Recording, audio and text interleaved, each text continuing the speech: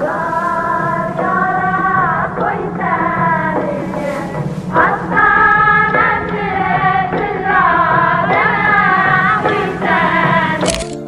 guruhi xas tomoni tor ko'chalarda kelin kuzatish marosimida xizmatdamiz. Senga taqdim Allohdan baxting muborak bo'lsin. Ostonasi tillodan taxting muborak bo'lsin.